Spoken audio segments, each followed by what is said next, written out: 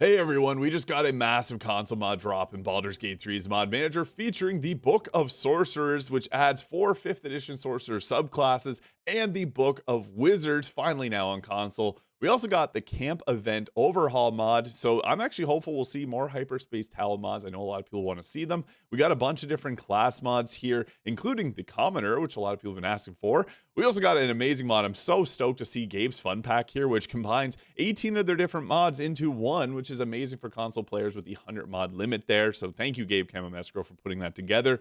As you saw from the start, we got Axes and K's Q couple poses. Now, there's one thing I do want to mention.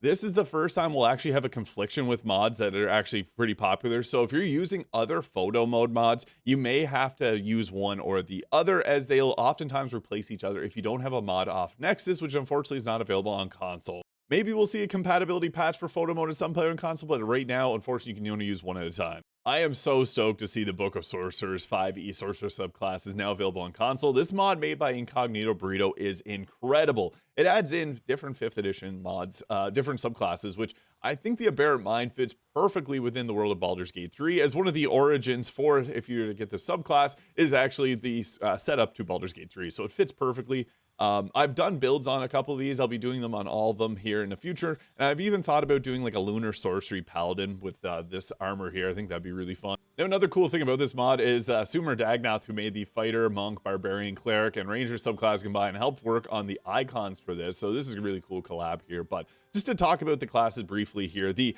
Aberrant Mind is really fun because you get the Telepathic Presence here, which allows you to use a bonus action, your telepathic energy here, to make targets of your psionic spells make their saving throws with disadvantage, and you get special spells here. Some of the notable spells at higher levels are Hunger of Hadar, Ever's Black Tentacles, Confusion, and Summon Aberration if you have Mistress spells.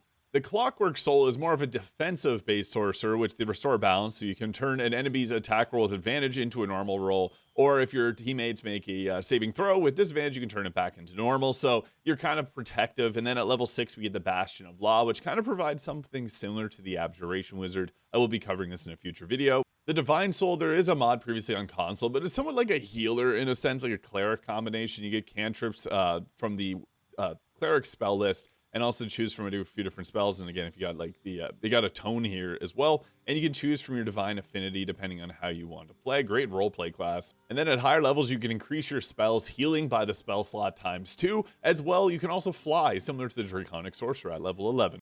Lunar Sorcery is very interesting because with this one, you get to choose between 3 different choices. You can go into either your full moon, new moon, or crescent moon, and you get the following spells. I'm not going to read them all off. You can pause if you'd like to see that there. So yeah, it's actually a really interesting one that you can play a little bit more strategically with. You also get to dual cast Sacred Flame, which is pretty nice, although it's a deck save. It's hard in the early game. Now, we were blessed today not only with the Sorcerers, but also the Wizards by Incognito Burrito as well. Now, if you've played previously, you may notice one of these classes was already on console. I'm glad that we got the pack here now on console. So we got War Magic and also the Order of the Scribes. I really like the War Magic. You can think of it kind of like being able to parry attacks, spells to be exact. You can increase your armor class by 2, saving throw by 4. You can also add your intelligence modifier to initiative rolls, which I think is nice. But the power surge. So whenever you cast counterspell, you absorb the power, and then you can add it to your future spells. Using those power surges will give you force damage equal to half your wizard level. You also get the durable magic. Whenever you concentrate on a spell, you get to increase your armor class. So a pretty tanky wizard. I think it's really fun. The deflecting shroud's also interesting, is whenever you parry those attacks, you do a big boom, and it hits all the targets, and they take force damage in the area. Now, they did a great job because Dispel Magic obviously doesn't really, it kind of does exist, but not as a spell in Baldur's Gate 3. So they added Remove Curse to Power Surge instead, which I think is a great choice. Now, there are a lot of classes and subclasses that are affected by this being a video game and not a tabletop experience like normal D&D. The Order of the Scribes is definitely impacted by that, but I think Incognito Burrito did a fantastic job adapting it. You can awaken your spellbook by choosing an elemental affinity to attune to, which will increase your damage by that equal to your intelligence modifier. And we also get the Manifest Mind. This is the coolest ability for this. So basically, you get to create a little book that you can cast your spells through. So you move the book to different positions. It gives you a lot of extra range. I've done a video on this in the past. I'll probably do an updated one because I think this is a really fun subclass. Now, I'm amazed that Camp Events Overhaul came to console this quickly. I've previously covered in my best mods of the week a couple weeks ago. It came out October 24th, 2025. But this does a lot of great stuff, and this gives me hope we'll see some more Hyperspace Talos mods. Now, what this does is basically in Act 1, there's a lot of stuff going on that you can miss very, very easily. There's actually stuff that I'm sure that like 99% of people haven't seen, and this opens it up so that it doesn't lock you out of certain content. For example, like the first night contemplation is no longer canceled by leaving the crash site, which pretty much everyone does within 5 minutes of playing the game after the tutorial. New cancel condition, hearing the voice of the absolute. So it changes how things will be triggered and makes it feel more natural. And if you're playing as an Origin Karlach, highly recommend it. It allows you to fantasize about Daemon if you meet him on day 1. It opens up some of the Ceramorphosis dialogues. In general, it just gives you a lot of cutscenes that you may have missed or may have just never have seen or even heard about because it fixes a lot of bugs regarding them too. So I encourage you to read through this because there's a lot going on with this mod. We previously got their Mythara's Poison Kiss, but maybe we'll see Book Club with Gale, sit with Astarian, Misconnections, or some of those others. I know a lot of people have been asking for them. Next up is a Pyromancer Sorcerer subclass by Havslim. This is an adaptation of Irizai's Fire Mage, which is kind of loosely adapted from World of Warcraft 5e. But this is a Pyromancer fire-based. I think it's really fun because when you score critical hits, you can do a bonus action firebolt. So you really leverage the fire damage casting of this without making it super overpowered. You can also add your charisma modifier to firebolt, making it somewhat like the Eldritch Blast for this class. The Pyromancer at level 6 can create a fire barrier around themselves to damage melee attackers, and they get Ignite too, which allows you, whenever you score critical hits, to like an explosion, they'll spread Ignite around to other targets, which makes them take their charisma modifier into fire damage, or your charisma modifier. And if you go with level 15 abilities, you got the Combustion here, which lets you do extra fire damage. You can have increased critical hit chance with your fire spells. Yeah, it just absolutely loads them up with a bunch of extra benefits. And it makes the Ignite spread to 3 creatures when you hit a crit. So yeah, you spread fire around. Feels somewhat like Phoenix from Marvel Rivals, funny enough. And it also comes with bonus spells that they made for this class and a special die. Not only Sorcerer fans, but Cleric fans are eating good today too. We got both the Astral domain and the Penance domain here from Havslim as well. This is from the Griffin Saddlebag. It's basically a space kind of themed cleric. I think it fits actually very well in the theming of this game, especially considering we go to the astral plane here. So at first level, you get the ability to use your melee spells at range. You just reach through portals, I guess, touch them. You get the Create Void, which allows you to use your Channel Divinity to tear through the planar fabric that leads to the astral plane. You can expend your Channel Divinity, point your finger at an 18 meter to create a planar tear. This is a minuscule that creates a powerful vacuum and forces each creature within 5 meters to make a dexterity saving throw. On a failed save, they take 2d10 force damage plus half your cleric level and are pulled towards a point. And if they succeed on it, they take the damage. And the Penance domain gets a bunch of unique spells, or a bunch of great spells, actually. You get the Destructive Wave and Synaptic Static, which is really overpowered if you got Mistress spells. The Penance domain gets proficiency with martial weapons. And one of the coolest abilities of the Acolyte of Atonement is they take a 2d8 radiant damage or whenever they get to level 10. But it's necrotic if you choose an evil god. So there's actually a list that'll break down all the different gods that you can choose in Baldur's Gate 3. I think this is actually an interesting ability to have it based on your deity. But yeah, I'll be doing a breakdown of these classes in the future because there's just a lot of really good stuff here. Now the Commoner, I know a lot of people want this. This is a cool one. Baldur's Gate 3, once you've played through it multiple times, it becomes a little bit easier. This comes with 4 subclasses, the Farmer, Innkeeper, Laborer, and Town Guard, making for a fun challenge run and great for roleplay. This mod made by the Wailing Bard is very, very balanced and fun. You know them, you love them, the fabric of every D&D world and put-upons of every party. Now their time has come.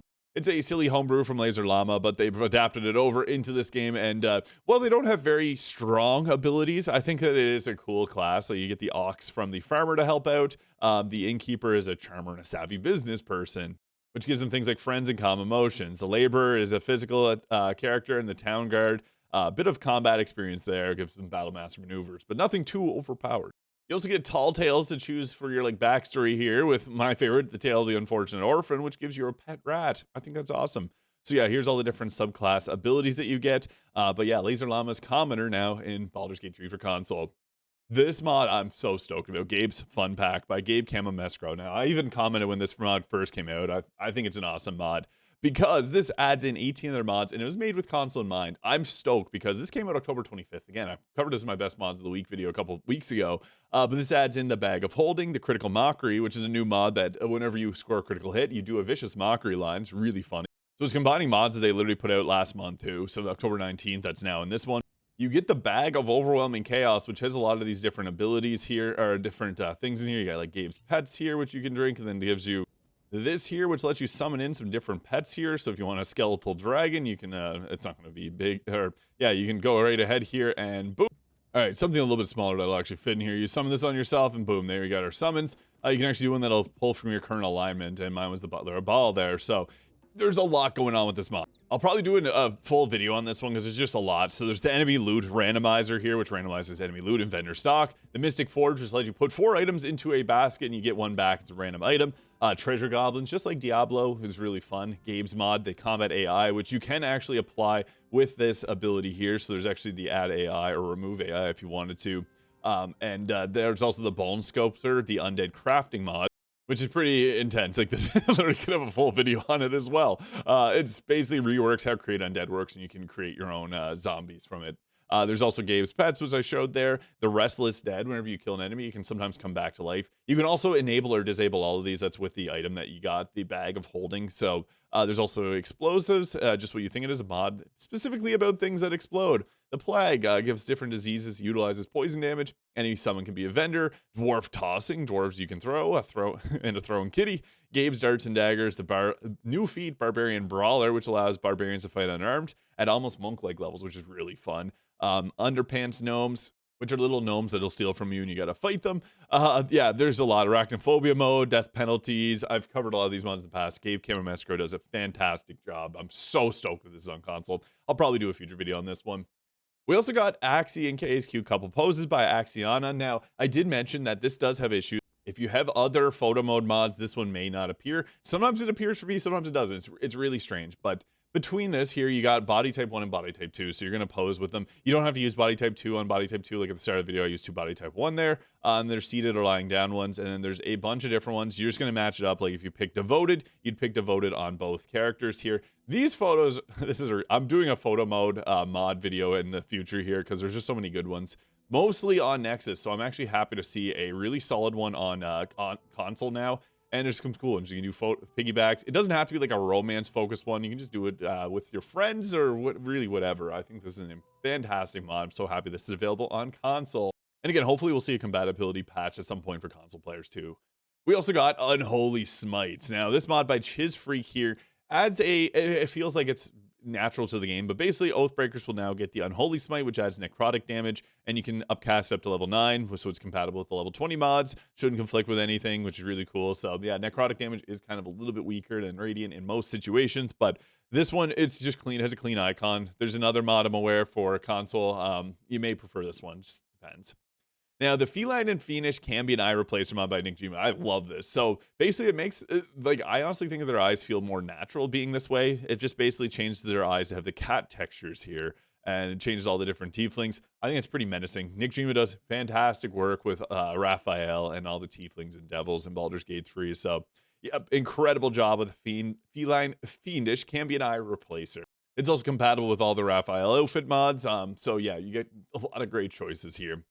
Now, we also got the Monk 2024 Player Handbook, including the Warrior of Mercy 1D&D 5th revised, which does change a lot of how the Monk works. So it updates it to the 2024 edition, as Baldur's Gate 3 is based on the 2014 rule set. But yeah, you get a lot of different abilities here. I'd encourage you, if you're a big Monk fan, to go through this and see if there's stuff that you'd be interested in. I'm not going to break this all down, as Monk's one of the actually least popular classes in Baldur's Gate 3, but I'm just going to quickly go through here so you can pause if you want to read through it. But it makes a lot of changes to the Monk, and I think it's really solid. We also got another Nick Gima mod here, the Be My Bhaalentine, or Bhaalentine. Romances can be abducted. Now, yeah, if you're romancing a character, it doesn't let them actually get kidnapped by Orin. So yeah, basically what happens is that it now allows her to kidnap anybody, and the people that she can kidnap are Laezel, Gale, Halsin, and Minthara. It will not change from these 4, but I think it's a really cool new layer to the game. So yeah, this makes it a little bit more intense if you want that. We also got the Dark Urge Immersion mod.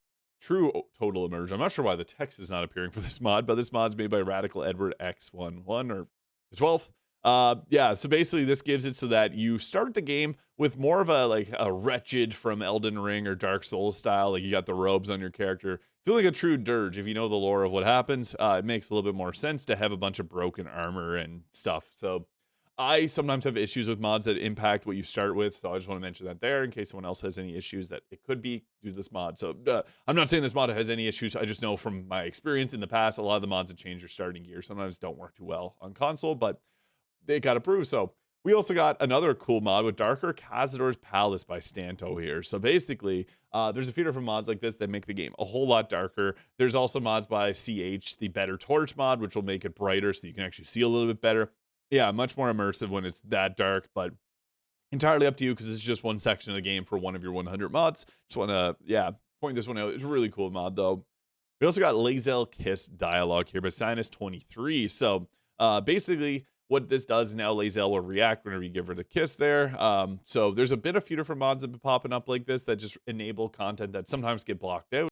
Or Laezel just not being much of a reactive kisser, so this now changes it. So it just brings a meaningful reaction from our favorite alien when you kiss her. So yeah, that's good. It restores basically that dialogue you hear the first time. And finally, we got this one. It's interesting. Human Head 8 on Body Type 4. So Human Head 8 was not previously available on Body Type 4, only on Body Type 2, and this fixes that. Kind of interesting. And this is a mod from Nexus from a while back. But yeah, we got a lot of really great mods today. Let me know your favorite in the comments. I'll be covering the subclass and class in the future videos, so you can stay tuned for those. And I hope you have a great day. We'll catch you all in the next video.